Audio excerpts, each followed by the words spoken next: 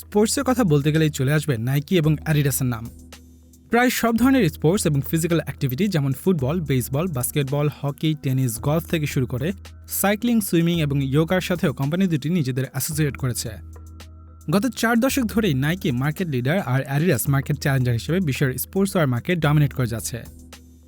যদিও আপাতত দৃষ্টিতে মনে হতে পারে দুটি কোম্পানি কমন কিছু স্ট্র্যাটেজি যেমন advertising, celebrity endorsement, influencer marketing, innovation এবং ডাইভার্সিফিকেশন ফলো করছে, কিন্তু স্ট্র্যাটেজি এক্সিকিউশনে দুটি ব্র্যান্ডের নিজস্ব ইউনিকনেস রয়েছে। আর এই নিজস্বতা দিয়ে কোম্পানি দুটির একে অপরের সাথে মার্কেট শেয়ার নিয়ে চলে ব্র্যান্ড ওয়ার। যেমন 2022 সালের কাতার ফিফা ম্যানস ওয়ার্ল্ড কাপের চ্যাম্পিয়ন আর্জেন্টিনার জার্সি স্পন্সর যেখানে অ্যাডিডাস, সেখানে রানার্স আপ ফ্রান্সের জার্সি স্পন্সর নাইকি। ফলে আর্জেন্টিনার শিরোপা অর্জনকে অ্যাডিডাসের মার্কেটিং টিমের বিজয়ও বলা যায়। আবার লিওনেল মেসি যেখানে অ্যাডিডাসের ব্র্যান্ড অ্যাম্বাসেডর, সেখানে নাইকির brand ambassador Cristiano Ronaldo.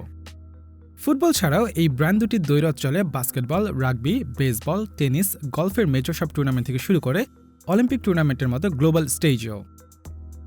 Data হাটের 2020 সালের একটি আর্টিকেল সূত্রে অ্যাডিডাসের পোর্টফোলিওতে যেখানে 2600-এর বেশি ক্যাটাগরির প্রোডাক্ট আছে, সেখানে নাইকির পোর্টফোলিওতে আছে মাত্র 650-এর কাছাকাছি ক্যাটাগরির প্রোডাক্ট। তবুও নাইকি তাদের ইউনিক বিজনেস এবং মার্কেটিং স্ট্র্যাটেজি দিয়ে লিড করছে গ্লোবাল স্পোর্টসওয়্যার মার্কেট। আমাদের আজকের ভিডিওতে আপনাদের জানাবো 40 বছরের বেশি সময় ধরে চলে আসা নাইকি এবং অ্যাডিডাসের মধ্যকার এই ব্র্যান্ড ওয়ার সম্পর্কে। বর্তমান টেকনোলজি ড্রিভেন বিজনেস ওয়ার্ল্ডে যে কোনো বিজনেসের ব্র্যান্ড অ্যাওয়ারনেস ও সেলস বৃদ্ধি করার জন্য প্রয়োজন ইফেক্টিভ ব্র্যান্ডিং এবং অ্যাক্টিভ অনলাইন প্রেজেন্স। আর ঠিক এই কাজের জন্য প্রয়োজন একটি ডেডিকেটেড টিম। ম্যাভিক ডিজিটালের experienced marketing team brand development থেকে শুরু করে ডিজিটাল মার্কেটিংয়ের সকল ধরনের সাপোর্ট দিয়ে থাকে। বিস্তারিত জানতে ভিজিট করুন mavic.digital ওয়েবসাইটে অথবা ইমেল করুন mailnow@mavic.digital।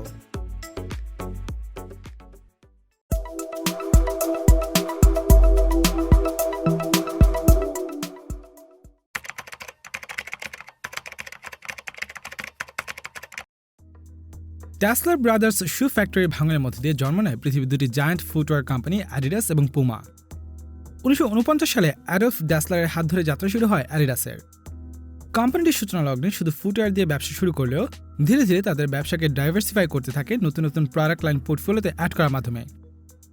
বর্তমানে অ্যাডিডাস ফুটওয়্যারের পাশাপাশি বিভিন্ন প্রকারের স্পোর্টসওয়্যার এবং wide range of accessories offer করছে। অন্যদিকে 1964 সালে ফিল নাইট এবং বিল বাওয়ারম্যানের যৌথ উদ্যোগে প্রতিষ্ঠিত হওয়া ব্লু রিবন স্পোর্টস 1971 সালে নাইকি আইএনসি হিসেবে আত্মপ্রকাশ করে। অ্যাডিডাসের মতো নাইকির যাত্রাও শুরু হয় ফুটওয়্যারের মাধ্যমে এবং পরে তারা একে একে ক্লোদিং, অ্যাক্সেসরিজ অ্যান্ড ইকুইপমেন্ট বিজনেসে এক্সপ্যান্ড করে। স্ট্যাটিস্টার একটি তথ্যসূত্রে নাইকির বর্তমান ব্র্যান্ড ভ্যালু $42 বিলিয়ন বেশি, যেখানে অ্যাডিডাসের ব্র্যান্ড ভ্যালু মাত্র $13 বিলিয়ন। কোম্পানিস মার্কেট ক্যাপের তথ্যসূত্রে অ্যাডিডাসের মার্কেট ভ্যালুয়েশন যেখানে মাত্র $22 বিলিয়ন, সেখানে নাইকির ভ্যালুয়েশন প্রায় $170 বিলিয়ন বেশি বা প্রায় 8 গুণ। আবার সেলস রেভিনিউ এবং নারী পুরুষ দুই ধরনের কাস্টমারদের প্রেফারেন্সের দিক থেকেও অ্যাডিডাসের চেয়ে নাইকি এগিয়ে থাকবে। 2021 সালে অ্যাডিডাসের $26 বিলিয়ন রেভিনিউর বিপরীতে নাইকির রেভিনিউ ছিল $46 বিলিয়ন বেশি, অর্থাৎ প্রায় দ্বিগুণ। প্রতিটি ফিফা ওয়ার্ল্ড কাপে ন্যাশনাল টিমগুলোর কিট স্পন্সরশিপ নিয়ে বিশ্বের বিভিন্ন ব্র্যান্ডের মধ্যে চলতে থাকে কোল্ড ওয়ার। আর এই কোল্ড ওয়ারের প্রধান দুটি প্লেয়ারই হচ্ছে নাইকি ও অ্যাডিডাস। 2022 সালের বিশ্বকাপে অংশ নেওয়া 32টি দলের মধ্যে 13টি দলেরই কিট স্পন্সর নাইকি, অন্যদিকে 7টি দলের কিট স্পন্সর অ্যাডিডাস। স্পন্সরশিপের ক্ষেত্রে দুটি দলেরই চেষ্টা থাকে যে দলগুলোর ওয়ার্ল্ড কাপে ভালো করার সম্ভাবনা বেশি সেসব দলের সাথে অ্যাসোসিয়েট করা। কেননা বিশ্বকাপ খেলার দলগুলো ভালো খেলে সেসব দলের জার্সি ও অন্যান্য কিট বিক্রির পরিমাণ বেড়ে যায়, যাতে কোম্পানি দুটির সেলসও ইম্প্যাক্ট ফেলে। যেমন 2018 সালের বিশ্বকাপে জার্মানি গ্রুপ স্টেজ থেকে এলিমিনেট হওয়াতে দলটির স্পন্সর অ্যাডিডাসের স্টকের দাম ওয়ার্ল্ড কাপ চলাকালীন মাসে 6% কমে যায়। অন্যদিকে সেই বিশ্বকাপ ফ্রান্স জিতে নিলে দলটির স্পন্সর নাইকি স্টকের দাম 4% বেড়ে যায়। তেমনিভাবে 2022 ফিফা বিশ্বকাপের ফাইনালেও অ্যাডিডাস এবং নাইকির মধ্যকার এই ব্র্যান্ড ওয়ার বিদ্যমান ছিল। দুই ফাইনালিস্টের মধ্যে আর্জেন্টিনার স্পন্সর অ্যাডিডাস এবং ফ্রান্সের স্পন্সর নাইকি। আর্জেন্টিনার বিশ্বকাপ জয়ে আপাতত দৃষ্টিতে অ্যাডিডাসকে ব্র্যান্ড ওয়ারে ক্লিয়ার উইনার মনে হলেও নাইকিও কিন্তু জায়গা করে নিয়েছে অ্যাডিডাসের সাফল্যে। কেননা প্রতি ওয়ার্ল্ড কাপ শেষে ফিফা প্লেয়ারদের 5টি অ্যাওয়ার্ড দিয়ে থাকে, যেগুলোর মধ্যে গোল্ডেন বল, গোল্ডেন গ্লোভস এবং গোল্ডেন বুট এই 3টি অ্যাওয়ার্ডের অফিসিয়াল স্পন্সর অ্যাডিডাস। 2022 বিশ্বকাপে অ্যাডিডাস গোল্ডেন বুট জিতে নিয়েছে ফ্রান্সের কিলিয়ান এমবাপে, যার সাথে আবার নাইকির পার্টনারশিপ ডিল আছে। অর্থাৎ যতবারই অ্যাডিডাস গোল্ডেন বুট নিয়ে কথা আসবে ততবারই কিলিয়ান এমবাপ্পের সাথে সাথে নাইকিরও এক্সপোজার হতে থাকবে। গত 1 যুগেরও বেশি সময় ধরে ফুটবল বিশ্বের সবচেয়ে আলোচিত নাম মেসি এবং রোনালদো। যদিও বর্তমানে মেসি অ্যাডিডাসের এবং ক্রিস্টিয়ানো রোনালদো নাইকির এন্ডোর্স করছে, কিন্তু একসময় দুই ফুটবলারই ছিলেন নাইকির আমব্রেলাতে। মেসি 14 বছর বয়স থেকে নাইকির জুতা ও অন্যান্য অ্যাক্সেসরিজ ব্যবহার করে আসলেও এবং নাইকি বার্সেলোনা কিট স্পন্সর হওয়া সত্ত্বেও 2006 সালে তিনি অ্যাডিডাসের সাথে কন্ট্রাক্ট সাইন করেন, যা 2017 সালে লাইফ টাইম কন্ট্রাক্টের রূপ নেয়। অন্যদিকে রোনালদো 2003 সালে নাইকির সাথে চুক্তিবদ্ধ হন, যা পরবর্তীতে নাইকির সাথে পার্টনারশিপে CR7 এর নিজস্ব ব্র্যান্ড লঞ্চ এবং 2017 সালে লাইফ টাইম কন্ট্রাক্টের রূপ নেয়। জনাথন ক্লেগ এবং জশুয়া রবিনসনের Messi versus Ronaldo one rivalry, two goats and the era that remade the world's game বইয়ের সূত্রে মেসির বাবা হোর্হে মেসির অতিরিক্ত কিছু অ্যাথলেটিক গিয়ার পাঠানোর রিকোয়েস্ট নাইকি ইগনোর করায় তার মনে হয় নাইকির কাছ থেকে মেসি প্রপারলি অ্যাপ্রিসিয়েশন পাচ্ছে না, যার কারণে অ্যাডিডাস নাইকির সাথে বিডিং যুদ্ধে নামে এবং 2006 সালে ঠিক বিশ্বকাপের আগ মুহূর্তে কোম্পানিটি মেসিকে তৎকালীন সময়ে প্রতি বছর 4 লাখ পাউন্ডের বিনিময়ে 5 বছরের জন্য কন্ট্রাক্ট সাইন করে। এছাড়া মেসিকে এই কন্ট্রাক্টে হ্যাপি রাখতে কোম্পানিটি তার জন্য সর্বোচ্চ প্রায়োরিটি এনশিওর করার পাশাপাশি প্রতি বছরই মেসির জন্য স্পেশাল এডিশনের বুট রিলিজ করেছে। এমনকি 2022 সালের বিশ্বকাপে মেসির জন্য exclusive boot Adidas X Speedportal Leyenda launch করে, যেটির ডিজাইন ইন্সপিরেশন মূলত মেসির 2006 সালের প্রথম বিশ্বকাপের বুটের ডিজাইন থেকে নেওয়া হয়েছিল। বাংলাদেশের ফুটবল ফ্যানদের মধ্যে আর্জেন্টিনা ভার্সেস ব্রাজিল হচ্ছে অন্যতম বৃহত্তম রাইভালরি। ফুটবল বিশ্বে এ দুটি দেশের খেলার অগণিত ভক্ত আছে, যা টিমগুলোর স্পন্সরদের জন্য একটি বড় বিজনেস অপরচুনিটি। যার কারণে 1974 বিশ্বকাপ থেকে অ্যাডিডাস আর্জেন্টিনা দলকে স্পন্সর করে আসছে এবং নাইকি 1996 সাল থেকে ব্রাজিলের জার্সি স্পন্সর হিসেবে কন্ট্রাক্ট সাইন করে, যা 2026 সাল পর্যন্ত বর্ধিত করা হয়েছে। অন্যদিকে আর্জেন্টিনার সাথে অ্যাডিডাসের ডিল 2022 সালে শেষ হওয়ার কথা থাকলেও 2022 বিশ্বকাপে আর্জেন্টিনার পারফরম্যান্সে আশা করা যায় অ্যাডিডাস এই চুক্তিটি আরও কয়েক বছর এক্সটেন্ড করার চেষ্টা করবে। ক্লাব ফুটবলে স্প্যানিশ দুই রাইভাল রিয়াল মাদ্রিদ এবং বার্সেলোনার মধ্যকার দ্বৈরথ এল ক্লাসিকোর উন্মাদনা ইউরোপের গণ্ডি ছাড়িয়ে বিশ্বের 700 মিলিয়নের বেশি অডিয়েন্স উপভোগ করে থাকে। ফুটবল মাঠে এই দুই দলের প্লেয়ারদের মধ্যকার দ্বৈরথের সাথে সমান্তরালে চলে নাইকি এবং অ্যাডিডাসের মধ্যকার প্রতিদ্বন্দ্বিতাও। 1998 সাল থেকে দুটি প্রতিষ্ঠান স্প্যানিশ এই দুই ক্লাবের অফিসিয়াল জার্সি স্পন্সর, যেখানে অ্যাডিডাস রিয়াল মাদ্রিদের এবং নাইকি বার্সেলোনার স্পন্সর। নাইকি এবং অ্যাডিডাসের বার্সেলোনা এবং রিয়াল মাদ্রিদকে স্পন্সর করার অন্যতম দুটি কারণ হচ্ছে ক্লাব দুটির ওয়ার্ল্ড ওয়াইড ফ্যান বেস এবং নেটওয়ার্থ। দুদিক থেকে ক্লাব দুটো প্রথম এবং দ্বিতীয় অবস্থানে অবস্থান করছে। $5.1 বিলিয়ন নেটওয়ার্থ ও প্রায় 275 মিলিয়ন সোশ্যাল মিডিয়া ফলোয়ার নিয়ে প্রথম অবস্থানে রিয়াল মাদ্রিদ এবং বার্সেলোনা $5 বিলিয়ন নেটওয়ার্থ ও প্রায় 260 মিলিয়ন সোশ্যাল মিডিয়া ফলোয়ার নিয়ে দ্বিতীয় অবস্থানে রয়েছে। দুটি প্রতিষ্ঠানই এই স্পন্সরশিপ 2028 সাল পর্যন্ত এক্সটেন্সিভ পিরিয়ডের জন্য সাইন করেছে। ফুটবল ছাড়িয়ে টেনিসের দিকে লক্ষ্য করলেও একই রকম চিত্র দেখা যায়। 2022 সালের মেন্স টেনিস র্যাঙ্কিংয়ে প্রথম অবস্থানে আছেন কার্লোস আলকারেস এবং দ্বিতীয় অবস্থানে রাফায়েল নাদাল, দুজনেরই কিট স্পন্সর নাইকি। অন্যদিকে চতুর্থ এবং ষষ্ঠ অবস্থানে থাকা স্টেফানোস সিটসিপাস এবং ফিলিক্স অগার আলিয়াসিমের কিট স্পন্সর অ্যাডিডাস। একইভাবে ওয়েমেন টেনিস র্যাঙ্কিংয়ে চতুর্থ অবস্থানে থাকা ক্যারোলাইন গার্সিয়া এবং পঞ্চম অবস্থানে থাকা আরিয়ানা সাবালেঙ্কার স্পন্সর যথাক্রমে অ্যাডিডাস এবং নাইকি। 2012 সালের লন্ডন অলিম্পিকের টাইটেল স্পন্সর হতে অ্যাডিডাস এবং নাইকি দুটি কোম্পানি প্রচেষ্টা চালায়, কিন্তু শেষ পর্যন্ত অ্যাডিডাস কন্ট্রাক্টটি জিতে নেয় $150 মিলিয়ন খরচ করে। এর পরপরই অ্যাডিডাস অলিম্পিক কমিটির সাথে বসে কিছু স্ট্রিক্ট রুলস অ্যান্ড রেগুলেশন নিয়ে আসে, যার মধ্যে একটি হচ্ছে অন্য কোনো কোম্পানি অলিম্পিক গেমসের সাথে লন্ডনকে অ্যাসোসিয়েট করতে পারবে না এবং কোনো অলিম্পিক অ্যাথলিটদের দিয়ে অন্য কোনো কোম্পানি কোনো কমার্শিয়াল বানাতে পারবে না।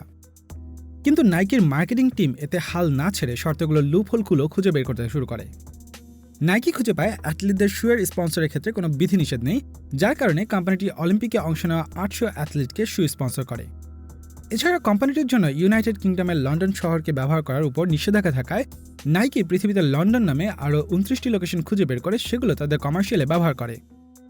অন্যদিকে কোনো অলিম্পিক অ্যাথলিটদের নিয়ে কোনো কমার্শিয়াল বানানোর নিষেধাজ্ঞা থাকায় নাইকি টিনেজারদের নিয়ে ফাইন্ড ইউর গ্রেটনেস নামক কমার্শিয়ালটি বানায়, যেখানে তারা অ্যাকচুয়াল অলিম্পিয়ানদের না দেখিয়ে প্রতিটি মানুষের মধ্যকার অলিম্পিয়ান স্পিরিটকে ফুটিয়ে তোলে। এদিকে অলিম্পিক গেমসের অফিসিয়াল স্পন্সর অ্যাডিডাস তখন অলিম্পিয়ানদের নিয়ে টেক দ্য স্টেজ কমার্শিয়ালটি লঞ্চ করে। কিন্তু এত রুলস ও রেগুলেশন এবং অলিম্পিকের অফিসিয়াল স্পন্সর হিসেবে অ্যাডিডাসের ক্লিয়ার অ্যাডভান্টেজ থাকা সত্ত্বেও ইউটিউবে ফাইন্ড ইউর গ্রেটনেসের ভিউ হয় 4.5 মিলিয়ন, যেটি টেক দ্য স্টেজের ভিউ সংখ্যার চেয়ে প্রায় 1.3 মিলিয়ন বেশি। এছাড়াও টুইট সংখ্যা এবং ফলোয়ার সংযোজন এমনকি সার্ভে রেজাল্টের দিক থেকেও এগিয়ে থাকে নাইকি। নাইকির মার্কেটিং টিমের এই দুর্দান্ত পারফরম্যান্সে খুবই সামান্য পরিমাণ খরচ করেও কোম্পানিটি অ্যাডিডাসের $150 মিলিয়ন ইনভেস্টমেন্টকে একটি ফেইল্ড প্রজেক্টে রূপান্তর করে। 2006 সালে রিবককে অ্যাকোয়ার করার পর Adidas NBR official uniform and apparel sponsor হয় 11 বছরের জন্য একটি $400 মিলিয়ন চুক্তির মাধ্যমে। যদিও 2015 সালের মার্চ মাসে অ্যাডিডাস অ্যানাউন্স করে এনবিআর পার্টনারশিপে আশানুরূপ ফল না পাওয়ায় কোম্পানিটি 2016-17 মৌসুমের পর থেকে কন্ট্রাক্টটি আর এক্সটেন্ড করবে না। আর এই গোল্ডেন চান্স নাইকি গ্র্যাব করে নেয় এনবিএর সাথে 8 বছরের কন্ট্রাক্ট সাইন করে। কন্ট্রাক্টটির টোটাল ভ্যালু জানা না গেলেও ধারণা করা হয় ডিলটির জন্য নাইকিকে প্রায় $1 বিলিয়ন খরচ করতে হয়েছে, যা এনবিএর সাথে অ্যাডিডাসের আগের ডিলটি থেকে অ্যানুয়ালি প্রায় 245% বেশি। এনবিএতে নাইকি আর অ্যাডিডাসের মধ্যকার প্রতিদ্বন্দ্বিতা শুরুটা হয় মূলত 1984 সালে। তখন ফুটওয়্যার মার্কেটে নাইকি, অ্যাডিডাস ও কনভার্সের মতো তেমন পরিচিতি ছিল না। এই মার্কেটে নিজেদের পরিচিতি বাড়াতে কোম্পানিটির প্রয়োজন ছিল এমন একটি বাস্কেটবল ফেস যা নাইকিকে প্রয়োজনীয় এক্সপোজার এবং ব্র্যান্ড ইকুইটি বাড়াতে সাহায্য করবে। অ্যাডিডাস আর কনভার্স এই মার্কেট ডমিনেট করাতে তখন এনবিএর বড় বড় প্লেয়ারদের প্রায় সবাই এই দুটি প্রতিষ্ঠানের সাথে পার্টনারশিপে ছিল এবং রাইজিং স্টাররাও এই দুটি প্রতিষ্ঠানের সাথে পার্টনারশিপে বেশি আগ্রহী ছিল। তখন নাইকি এক প্রকার বাধ্য হয়ে রুকি বাস্কেটবল প্লেয়ার মাইকেল জর্ডানকে অ্যাপ্রোচ করে, যার এনবিএতে তখনও অভিষেকই হয়নি। মাইকেল জর্ডানের সম্ভাবনা দেখতে পেয়েই নাইকি তাকে অ্যাপ্রোচ করলেও তিনি প্রথমে কোম্পানিটিকে রিজেক্ট করে দেন অ্যাডিডাসের সাথে পার্টনারশিপ করার ইচ্ছা থেকে। অন্যদিকে নতুন প্লেয়ার হয় অ্যাডিডাস তাকে রিজেক্ট করে দেয় এবং অন্যান্য প্রতিষ্ঠানও তার প্রতি তেমন আগ্রহ না দেখালে নাইকি মাইকেল জর্ডানের রিকোয়ারমেন্ট অনুযায়ী প্রোডাক্টে পরিবর্তন এনে তাকে কনভিন্স করতে সক্ষম হয়। যারই ধারাবাহিকতায় নাইকি এয়ার জর্ডান ব্র্যান্ডটি লঞ্চ করে, যার বর্তমান নেট ওয়ার্থ প্রায় $10 বিলিয়ন, এবং এই ব্র্যান্ডটি নাইকিকে অ্যাডিডাসের চেয়ে কম্পিটিশনে এগিয়ে নিয়ে যাওয়ার অন্যতম কারণ। মার্কেটের অন্যান্য কম্পিটিশন থেকে নাইকি আর অ্যাডিডাস সবসময় কয়েকগুণ এগিয়ে থাকে কোম্পানি দুটির প্রোডাক্ট ডিজাইনের কারণে। দুটি কোম্পানি নিজেদের প্রোডাক্ট ডিজাইন আপডেট করার পাশাপাশি এন্ডোর্স করা সেলিব্রিটি এবং ডিজাইনারদের সাথে কোলাবোরেট করে থাকে। যেমন 1984 সালে যখন প্রথম এয়ার জর্ডান রিলিজ পায়, তখন নাইকি প্রোডাক্ট ডিজাইনে মাইকেল জর্ডানের সাজেশনে রেখেছিল। যদিও 2014 সালে কানিয়ে ওয়েস্ট যখন নাইকির বিরুদ্ধে ল্যাক অফ ক্রিয়েটিভ ফ্রিডমের অভিযোগ আনেন, তখন অ্যাডিডাসের সামনে একটি দারুণ সুযোগ আসে যা কোম্পানিটি মুহূর্তেই লুফে নেয়। সে বছরই কানিয়ে ওয়েস্টের সাথে কোলাবোরেশনে অ্যাডিডাস ইয়েজি বুস্ট 750 লঞ্চ করে, যা মাত্র কয়েক মিনিটেই স্টক আউট হয়ে যায়। কানিয়ে ওয়েস্ট ছাড়াও পরবর্তীতে নাইকির আরও 3 জন top designer Dennis Dekovic, Marc Dolce এবং মার্ক মাইনার অ্যাডিডাসে শিফট করেন, যা দিয়ে অ্যাডিডাস কাস্টমারদের প্রমাণ করতে চেয়েছিল যে কোম্পানিটি ডিজাইনারদের ক্রিয়েটিভ ফ্রিডম এবং ডিজাইনে নতুনত্বকে প্রাধান্য দেয় এবং কাস্টমাররা কোম্পানিটির কাছ থেকে নাইকির চেয়ে সুপিরিয়র ডিজাইনের প্রোডাক্ট পাবে। 2017 সালে Adidas 3D printed soul debut করে, যেখানে কাস্টমারদের জন্য আরও বেশি কাস্টমাইজ করার স্কোপ থাকে। অন্যদিকে নাইকি রিয়েল টাইমে কাস্টমারদের ডিমান্ড ও বিহেভিয়ার ট্র্যাক করার জন্য 2019 সালে সিলেক্ট নামে একটি বস্টন বেসড প্রেডিক্টিভ অ্যানালাইটিক্স ফার্মকে অ্যাকোয়ার করে নেয়, যার ফলে কোম্পানিটি কাস্টমারদের জন্য বেস্ট প্রোডাক্টটি এনশিওর করার পাশাপাশি বেটার পার্সোনালাইজেশন এক্সপিরিয়েন্স দিতে সক্ষম হচ্ছে। 2021 সালে নাইকি মেটাভার্সের যাত্রা শুরু করে গেমিং প্ল্যাটফর্ম রোবলক্সে নাইকি ল্যান্ড স্পেস ক্রিয়েট করার মাধ্যমে এবং স্ন্যাপচ্যাটে অগমেন্টেড রিয়ালিটি লেন্স অ্যাডপ্ট করে। এছাড়া এনএফটিতে আর্লি মুভার অ্যাডভান্টেজ এবং ডমিনেন্স বাড়ানোর জন্য প্রায় $1 বিলিয়ন বিনিময়ে নাইকি 2021 সালের ডিসেম্বর মাসে RTFKT-কে কিনে নেয়। নাইকির পথ অনুসরণ করে অ্যাডিডাসও blockchain based gaming world the স্যান্ডবক্সে ডিসেন্ট্রালাইজড প্লেগ্রাউন্ড তৈরি এবং বোর্ড এইপ ইয়াট ক্লাব এনএফটির সাথে কোলাবোরেট করে জনপ্রিয় হতে থাকা এই ভার্চুয়াল স্পেসে প্রবেশ করে। ম্যারিভিল ইউনিভার্সিটির অ্যাসোসিয়েট প্রফেসর এবং ফর্মার নাইকি কনসালটেন্ট ডাস্টিন ইয়র্কের মতে নাইকি এবং অ্যাডিডাস দুটো কোম্পানি ওয়েব3 এবং মেটাভার্সের দিকে অগ্রসর হলেও তাদের স্ট্র্যাটেজি একে অপর থেকে বেশ ভিন্ন। মার্কেটিং বাজেট অ্যালোকেশনের ক্ষেত্রে দুটো কোম্পানির মধ্যে একটি সিগনিফিক্যান্ট ডিফারেন্সও লক্ষ্য করা যায়। নাইকি তাদের বাজেটের অনেক বড় একটা অংশ অ্যাডভার্টাইজমেন্টে বিনিয়োগ করে থাকে, অন্যদিকে অ্যাডিডাস করে স্পন্সরশিপ খাতে। যেমন 2014 সালের ফাইনালে যখন আর্জেন্টিনা এবং জার্মানি দুটো দলকে অ্যাডিডাস স্পন্সর করেছিল, তখন কম্পিটিশনে অ্যাডিডাস এগিয়ে যাবে ভাবা হলেও নাইকি গেরিলা মার্কেটিং অ্যাপ্রোচ এবং ক্রিয়েটিভ অ্যাডভার্টাইজমেন্ট দিয়ে সে আশঙ্কা উড়িয়ে দেয়। তারা 5 মিনিটের দ্য লাস্ট গেম নামে একটি অ্যানিমেটেড কমার্শিয়াল লঞ্চ করে ফাইনাল ম্যাচকে কেন্দ্র করে, যা ছিল সে সময় ফেসবুকের সবচেয়ে বেশি শেয়ার করা পোস্টগুলোর একটি এবং ইউটিউবের ট্রেন্ডিং ভিডিওগুলোর মধ্যে অন্যতম। এছাড়া জার্মানির জার্সি স্পন্সর অ্যাডিডাস হলেও মারিও গোলসে যার গোলে জার্মানি বিশ্বকাপ জিতে নেয়, তার বুট স্পন্সর ছিল নাইকি, যা কোম্পানিটিকে অ্যাডভান্টেজ এনে দেয়। এভাবেই বছরের পর বছর নাইকি এবং অ্যাডিডাসের মধ্যে স্নিকার ওয়ার চলে আসছে, ঠিক কোলা ওয়ার এবং পিজা ওয়ারের মতোই। তবে এই ব্যাটলের জন্য দুটো কোম্পানি লাভবান হচ্ছে, কেননা এর ফলে তাদের প্রতিনিয়ত ইমপ্রুভমেন্ট এবং ইনোভেশন স্কোপ তৈরি হচ্ছে। এতে করে তারা অন্যান্য কম্পিটিটর যেমন পুমা, আন্ডার আর্মার, ফিলা ইত্যাদি থেকে কম্পিটিশনেও এগিয়ে থাকতে সক্ষম হচ্ছে।